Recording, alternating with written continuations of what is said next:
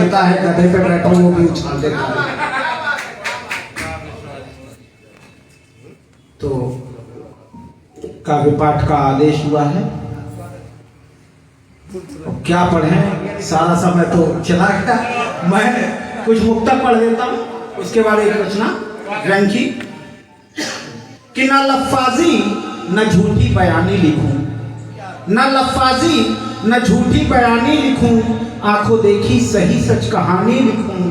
न लफ्फाजी न झूठी बयानी लिखूं, आंखों देखी सही सच कहानी लिखूं। मैं कलम का सिपाही हूँ चिकना घड़ा, दूध का दूध पानी का पानी लिखूं, दूध का दूध पानी का पानी लिखूं। न लफ्फाजी न झूठी बयानी लिखूं, आंखों देखी सही सच कहानी लिखूं। और अब ये आपके रिश्ते बन नहीं पाए तो रिश्तों पर देखिए कि रिश्ते अगर हो खास तो तोड़े नहीं जाते, रिश्ते अगर हो खास तो तोड़े नहीं जाते, और हर किसी से तार भी जोड़े नहीं जाते। रिश्ते अगर हो खास तो तोड़े नहीं जाते, हर किसी से तार भी जोड़े नहीं जाते। और अपना कहें पीठ पीछे घात भी करें, अपना कहें पीठ पीछे घात भी करें, तो सांप के सपोलिए छोड़े नहीं जाते, तो सांप के सपोलिए छोड़े नहीं जाते। रिश्ते अगर हो खास तो तोड़े नहीं जाते। और चार पंक्तियां और देता हूं कि नाव हो मझधार तो पतवार लिखती है कलम, नाव हो मझधार पतवार लिखती है कलम। हृदय में विश्वास हो तो प्यार लिखती है कलम, और देशभक्तों की ही बस जयकार में रमकर सदा राष्ट्रहित अड़ी के लिए अंगार लिखती है कलम, राष्ट्रहित अड़ी के लिए अंगार लिखती है कलम। हास्य व्यंग का कवि हूँ, एक रचना मात्र देता हूँ। अच्छा, अब तो हमारी शादी हो गई, पहले हमारी शादी नहीं हो रही थी। और क्यों नहीं हो रही थी वो चार पंक्तियों के माध्यम से देता हूँ। तो हमारे मित्र हैं नीरज श्रीवास्तव जी, राही जी के पुत्र जी, तो उन्होंने सलाह दिया यार देवेश तुम भी कर डालो अब शादी। तो मैंने कविता लिखी, वो सुनिएगा कि हमारे एक मित्र का हृदय भावनाओं में बहा, हमारे एक मित्र का हृदय भावनाओं में बहा, तो उन्होंने हमसे कहा यार देवेश सभी करते हैं तुम भी कर लो शादी, यार देवेश सभी करते हैं तुम भी कर लो शादी। अरे शादी करने में भला कैसी बर्बादी। हमने कहा हम आपके विचार से, हमने कहा हम आपके विचार से सहमत हैं, पर क्या करें, अपने देश के कानून से त्रस्त हैं, उसी से डर रहे हैं, इसीलिए शादी नहीं कर रहे हैं। क्योंकि हमें अच्छी तरह याद है, क्योंकि हमें अच्छी तरह याद है हमारे देश में दुल्हन ही दहेज है, और दहेज लेना कानूनन अपराध है, और दहेज लेना कानूनन अपराध है। और हमारी शादी एक हो गई। तो आज हमारी पत्नियों का पेपर था, पत्नियों इसलिए कहते हैं भैया एक है कई बराबर है, तो हाँ इसीलिए देर हो गई हमको यहाँ आने में भी। तो गए थे। अच्छा, पत्नियों का भी बड़ा अजीब मामला रहता है, वो लोग डिमांड बहुत ज्यादा करती हैं। पत्नी और पुलिस दोनों की राशि एक होती है, मनमोहन 12 कोटी की। अच्छा, हाँ, हमें नहीं मालूम था। नहीं, आपको नहीं मालूम, मालूम पड़ जाएगा। पत्नी और पुलिस दोनों की राशि एक होती है।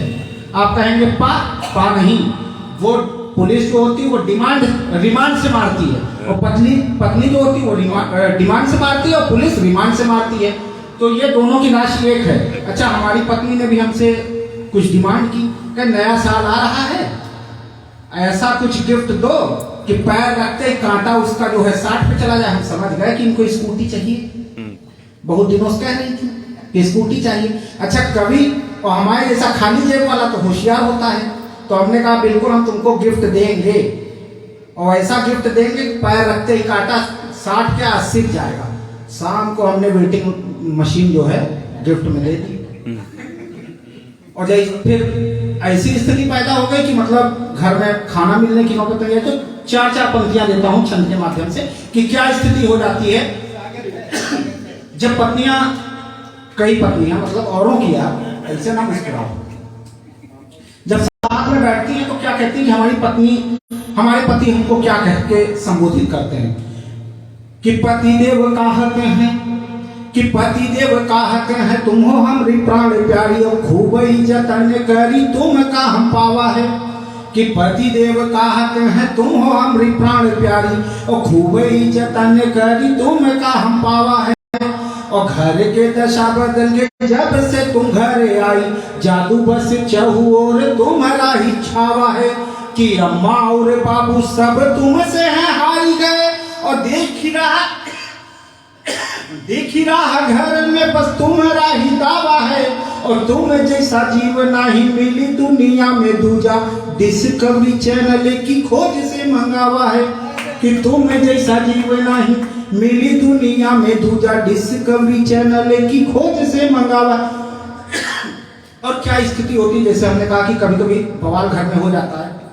अभी मनमोहन बाराकोटी जी बता रहे थे, इनके घर का भी हाल बता दें, इन्होंने हमारी पोल खोली थी। इनके घर से भैया बहुत हंसने की आवाज आती है।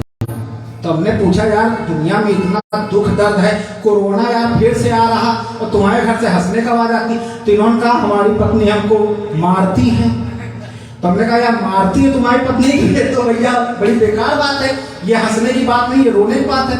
बोले नहीं, ये हंसने की ही बात है। हमने कहा वो कैसे? कहे वो जूता फेंक के मारती है। हमने कहा ये तो यार जूते से पिटते हो और रोने की बात है। कहे नहीं, वो जूता फेंक के मारती है, लग जाता है तो वो हंसती है, नहीं लगता तो हम हंसते हैं। तो ऐसी स्थिति हो जाती है। तो देखिए सही है बढ़िया। 4 पंक्तियां और सुनिए कि क्या स्थिति होती है जब कुछ त्रुटि हो जाती है, खाने में नमक ज्यादा हो जाए, हो जाए। तो ऐसी पति का संवाद है कि पति देव खाई बैठे थरिया में खाना लेके, थरिया के बीच कछु बार जैसे चमका। कि पति देव खाई बैठे थरिया में खाना लेके, थरिया के बीच कछु बार जैसे चमका। और क्रोध से मुलाल हुईगा, पल में कमाल हुईगा, क्रोध उनके सारा बस हम पे ही बमका। और आग केरी फटी जैसे पल में तपे लगे, माथे उनके सूरज के गोला जैसे दमका। और लगे अस्तूरा हमारे खोपड़ी ही मोड़ दी, सजनी से गजनी बनाई दी हमका। कि लगे अस्तूरा हमारे खोपड़ी ही मोड़ दी, सजनी से गजनी बनाई दी हमका। बहुत बहुत धन्यवाद। और भी लोग पढ़ने के लिए हैं, मैं मंच की तरफ बढ़ता हूँ। और हमारे वरेण्य अतिथियों में आदरणीय मंजू सक्सेना जी हैं, जो बहुत ही सुंदर गजल लिखती हैं और बहुत ही अच्छे व्यंग उनके होते हैं। मैं उन्हें आमंत्रित कर रहा हूं पूरे सम्मान के साथ कि वो आएं और अपनी रचनाओं का पाठ करें। आदरणीय मंजू सक्सेना जी।